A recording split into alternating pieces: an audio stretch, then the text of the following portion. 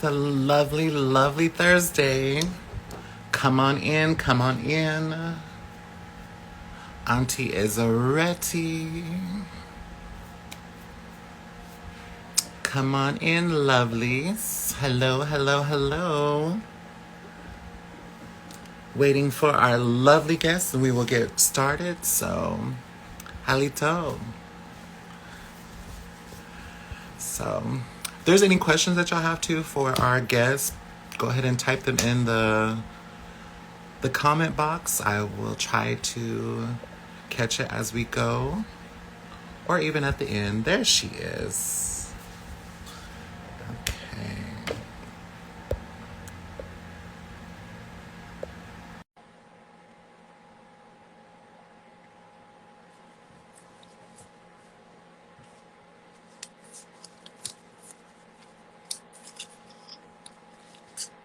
Hello, Miss Miranda. Hi, How are you? I'm good. How are you? Enjoying this lovely weather. Can't complain. Good to hear. All right, so I'm going to do a little introduction and then we'll jump right into it. Are Cool. you ready? Yes. All right. Welcome again, everyone, to another Skoden Talks with the Homies with your host, Sage Chanel, brought to you by IP3, Indigenous Peoples Power Project. IP3 is an organization that provides nonviolent direction action training, campaign strategy, and community organizing tools to support Indigenous communities taking action in defense of their homelands. IP3 is currently taking community training requests and will be offering our annual Action Camp training for Indigenous organizers and activists later this year. For more information, contact info@ip3action.org. All right, everyone. So today we have the lovely Miranda Dew. Would you like to go ahead and give a little introduction of yourself? Sure. Hi, I'm Miranda Dew. I'm Pawnee Cherokee. I am located in Tulsa, Oklahoma. I am a video game developer. I currently work for Unity Technologies. I work with a variety of game developers to help them with a lot of their technology needs. And yeah, I've worked in interactive museum exhibits, mobile games, AR, VR games, and I also worked in AAA games on Call of Duty. So I have a wide variety of experience, and I'm excited to be here today. A lot of my family and friends are excited for this interview. They was like, really? She's in game development? They was like, that's so cool. So we'll go ahead and get into what led you to your work as a video game developer. I went to a math and science high school, and I took a computer programming class, and I wasn't really sure what to think about it. I was like, oh, I don't really want to do this, but I really loved it. It made a lot of sense to me. Like coding made sense, and I was like, okay, this isn't that bad. But like, I do love the arts too. And I was talking to a family member, my cousin, and she was like, "Oh, have you thought about game development? It could be a good like way to combine those things." So I won a scholarship to go to Carnegie Mellon University for a video game academy when I was in high school. And I spent the summer there learning about like how to make games and the whole process, and it was really cool. And I decided to pursue it after that, and I went to the University of Southern California, where I studied video game development. So that's kind of how I got into it. I learned about it and did it. So, like beforehand, were you like really big into games, or was it just like just something that just fell in your lap and it just worked out? Um, I would have never called myself a gamer as a kid. I definitely didn't like identify as that. I definitely played games. I loved the Nancy Drew PC games. Those were my favorite and are still my favorite, and it's still my like life goal to work on that game series. But I did play like I would play with my brother. We play like, we had the Wii, play like Mario Brothers. I had a Game Boy growing up. So I mean, yes, I did play a lot of games growing up. But I don't think I really like came into terms with being a gamer until I was older. I was like, well, of course I'm a gamer, but like it wasn't like a huge part of my like childhood, if that makes sense.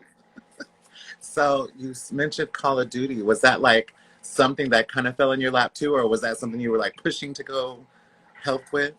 Yeah, I knew I wanted to get experience in a triple A studio. That's like the biggest budget level of game development, and the biggest games. And I'd been applying and applying for years, trying to get my foot in the door, as they say. I felt like, I took some interesting opportunities when I was in school. Like my first internship in college, I worked on like on a at a company that does Native American games, and that was really important to me. But it also like I wasn't for doing what my peers were doing, getting internships at really big companies. So I'd been trying to get into AAA games, and finally, like I had met this recruiter. I'd been introduced to her a few years before, and I would always contact her like, "Hey, like, do you have any openings for this type of job?" And then finally, the stars aligned. I saw a posting on LinkedIn, and I was like, I have to email the recruiter. And like, I went to like find her on LinkedIn, and then she emailed me like that same minute. It was so weird. Um, and so that's kind of how like I finally got that interview and that connection. I was also interviewing at another Call of Duty studio. So I had like all the stars were lining, and it was working out well. So um, yeah, it was kind of just like I got a lot of rejections over the years. I still get a lot of rejections, but when that finally happened, I was really excited. And I did play Call of Duty. The cousin that introduced me to games, she worked on Call of Duty for many years. So that's kind of how I like knew about the game from when I was younger, and I always thought it was an interesting game and really fun to play, and I still love playing it. So um, yeah, Call of Duty. Us. Awesome. What does the field for natives in game development look like? Yeah, it's a small community of us. It seems we have like a couple of avenues that natives are in. There's like an Indigenous game developers collective. It's kind of a group that it's not like an official organization or anything, but it's a kind of like a collective of a bunch of us game developers, and we support each other and help each other out. There's definitely a couple of like smaller startups um, by some First Nation devs and some Native American devs. There is, I'd say there's like starting to become more of a foothold in like video game academia in terms of Indigenous like studies in video games. So that's really cool. On the AAA front, it's still like very minimal. When I was at Activision Treyarch, I helped found the Indigenous Employees Network, which was a really big step for us to kind of get a company to acknowledge like these employees are at our company. How can we support them? How can we focus like efforts on recruiting and things like that? Because I think the biggest problem is we just don't have many natives going into this industry, going into this field. I'm sure a lot of natives don't know how to get their foot in the door. It was really hard for me, and I had everything working in my favor. I had, I went to a really good game school, had all those connections, like everything was right, and it was still really hard. So I can't even imagine what it's like if you don't have, the same support system. So I think, one of the things that I've always been focused on is how can I kind of forge pathways for people to make it into the games industry. Um, I've connected people, I've, referred people for jobs. I got my current job through a referral from one of my um, friends from the Indigenous Games group. So it's one of those things we're really still building out that network so we can support each other and help each other in this field. I hope to someday see like games that have high level leadership of with Native Americans in high level leadership positions. I've spoken a lot about Native American representation in games, especially when I worked on Call of Duty. The military is like veterans are a big deal in Native American communities, and why have we never seen a storyline that focuses on a Native American soldier? Like it should exist. There's a gazillion like war games out there. Like how does this not happen? But the reality is like, oh, there's probably no like Native American narrative designers in any of these companies, and they don't know they need that. So I think there's still a lot of education, a lot of training that we need to do in our communities to prepare people for these positions, and just more like pressure being put on these companies to tell authentic stories that are more diverse. And honestly, with Prey coming out, I'm pretty sure Yeah, it's put something in someone's head. So it hopefully, better. because I mean that was amazing. So I mean, hopefully they come out with a Prey with the native video game with it too. Yeah, I think that would be awesome. I think games often follows like film and TV, and we finally started seeing some really awesome like breakthroughs in those fields. So I'm really hopeful that the games industry will follow suit and eventually it's usually a couple decades behind, but I think there's a lot of opportunity there. Hopefully, hopefully. So yeah, my brother, he's really into like game development too, and it's like he didn't know where to start, and I think that kind of like crushed his dream is because like he just did not know where to begin. So if Yeah. anyone else is wanting to do that, like how would you get, what would be like the first steps to getting into this kind of industry? Yeah, I mean, there's a lot of different pathways. I think the first thing is to kind of figure out like what type of role would you want in this field. Like for the most part, games are made by a lot of different disciplines. We have artists, producer. I'm a producer. I'm a project manager. We have like engineers. Um, do a lot of back end coding, front end, gameplay. There's design teams. They design like the worlds. They'll design the levels. They'll design currency systems, writers. So there's a lot of different opportunities there. So I think kind of looking at what your skill sets are, what you want to do, figuring out where you might fit in one of those categories is definitely a first step is to start reflecting on that. I would say try to just start making stuff. There's a lot of great free software to start making your own games, a lot of tutorials online. I work for Unity. We're a video game engine company. And so for, students, amateurs, I believe it's free, so you can just download it and start making games. That's a really good way to just Ah, just get going. And there's lots of tutorials. I would also look for like local groups. A lot of cities will have like game developer groups, and they'll do game jams and work on games together, which is another great opportunity to just learn how to make a game and how to meet people. And then, of course, there's, formal education. I think that can definitely be the right pathway for some people. It was for me. But I do know that edu- getting a college degree could be very expensive. So it's definitely prohibitive. I still pay off my student loan. So, um, yeah, but I learned a lot in with my degree, and it definitely was worth it for me. So that's just another option for people.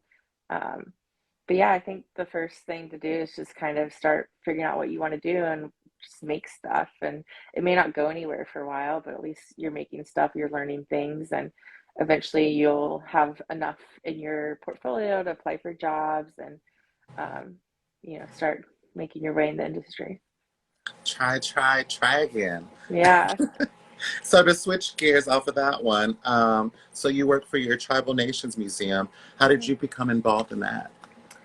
Yeah, so I applied to be on the board. I was working in interactive museum exhibits, so I was working with a lot of different museums, and I really thought, it'd be really awesome to give back to my community. I had, experience with designing exhibits, with working with like, proposals and funding, things like that. So I wanted to get involved. Um, and so I like applied and interviewed with the tribe and was selected. And it's been a challenge, just because we don't have much funding. So most everyone's a volunteer, so it's just kind of a challenge. But I've learned a lot about museums, and I'm hoping to, you know, hopefully this year we can really focus on like securing more funding to open up a new like cultural center, which is what our goal is. Um, I would like to also focus on digitizing some exhibits and creating some like online stuff, because I grew up and lived away from my, tribal reservation. So it's, I know that it's really nice to have that connection and be able to experience history and culture online, in some avenues. So I think that's definitely a place where my skill set could come in handy. So yeah, that's kind of how I got involved. Awesome. Where is your museum located? Pawnee, Oklahoma. Pawnee, Oklahoma. Yeah. I went to a powwow there one time and it sleeted so hard. Yeah, it's that's And July the 4th weekend. You never know what the weather is going to be oh my like. gosh. And like it was like nice weather and I don't even think we expected it. I come out and like our poor little Indian car had like no defrost or Oh no. windshield wipers. So it was a long ride home. Oh goodness. Glad you But made I it. but I liked the powwow grounds. It was really nice. Good powwow. So also to switch gears again, just to get off topic, what is your favorite native dish that you like to eat or cook? Ooh, ooh. I love corn soup. um, I guess it's pretty easy to cook. Yeah. At least the way we do it. I Um, mean, I've tasted some corn soup. I don't know how you mess it up, but I have had my fair share of some. It's that's like, true. I, Me and my I was I was in Montreal last week visiting one of my company's offices. A lot of my team is based there, and I was with my friend. He's Mohawk, and we went up to the cafeteria because they have free lunch, and they had soup, and it was corn soup, and we were like, "Ooh, corn soup!" And so we both got corn soup, and then we sit down and we both like eat it. We look at each other, we were just like, "It's not the native way." It was really disappointing. I mean, it was good soup. It just wasn't the right soup. I'm telling you, like it was. it was the couple that I have tried that was not right. It was like over seasoned, and I'm just kind of like, Uh, how do you over season corn, yeah. first of all? And then the second one, I had went to a tribal dances, and then it wasn't so much the taste; it was what they told me what the meat was. So Oh, yeah. I, Well, I won't mention it, but I was like, oh, yeah. I guess you can mess it up. yeah. I was like, I figured it was a little greasier than normal. This was Goodness. not pork. So we're getting closer to the end. Is there anything that we can highlight to help you in your journeys, especially like if there's any way we can help with funding or even with the gaming development? Um, right now I'm not sure, but I'm sure like in the future I have a lot of hopes and dreams for some like scholarships for students and things like that. Um, I'm always interested in like meeting aspiring game devs and helping connect them to our like game dev community and getting them involved. So I guess just any visibility is always greatly appreciated.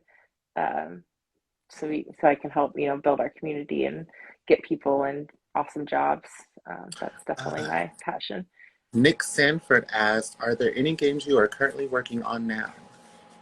Um, I'm kind of taking like a little break from being in a developer role. My role is I work with a variety of game developers and kind of help them with their games. So technically, yes, I'm working on like 9 games as like a supporter, um, Wow. something like that. Yeah, but like not really.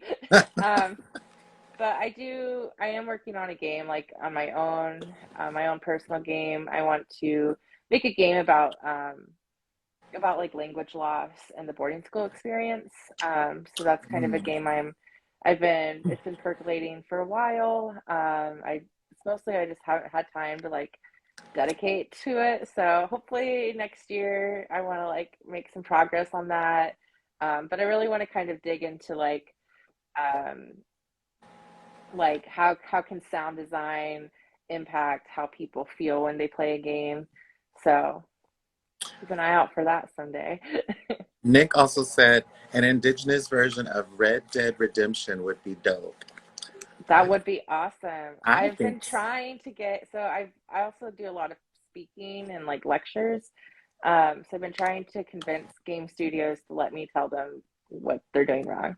Uh, but they haven't been really excited about that. So I'm still well, working on it. my tribe here hosts an DigiCon every once in a Oh, while. cool. So I think that would be cool if we had like a booth for you to where we could do like a game development, Yeah, like suggestions. I that'd be think we could get you fun. a cool little team together. Yeah, yeah, I'm really excited. I'm giving my first keynote talk at Texas Christian University next month.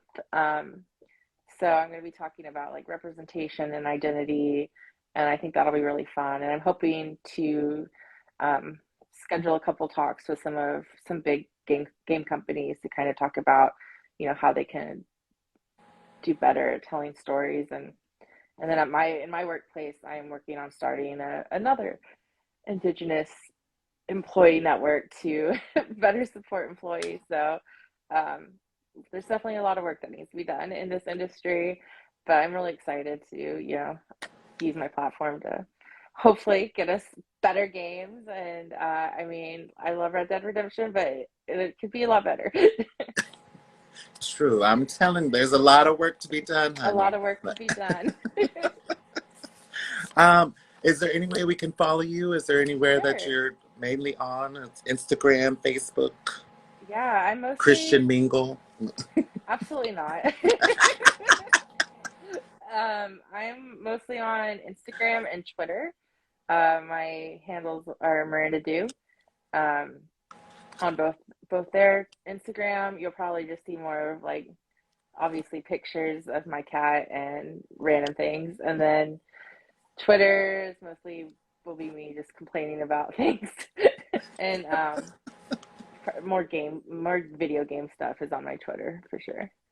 Well, awesome, awesome. Well, guys, that is our time. If we have no more questions, thank you for following us. Thank you, Miranda Dew, Yes, for thank being you for here with having us. me. Super Of fun. course, darling. Hopefully, we see something more in the development for Indigenous people. I Yes, mean, it takes we'll one get little there. seed, and hopefully, it comes. Yeah, and And there's some awesome games out there and game developers out there. So definitely, hit me up on Twitter if you want some more info on that. there you have it, everyone. And be sure to follow IP3 on Instagram and also follow us on YouTube. If you've missed any of our other videos, you can watch them here on Instagram, or you can watch them on YouTube at Indigenous Peoples Power Project. All right, we'll see you next time. Thank you again, doll. See ya. Bye. Bye.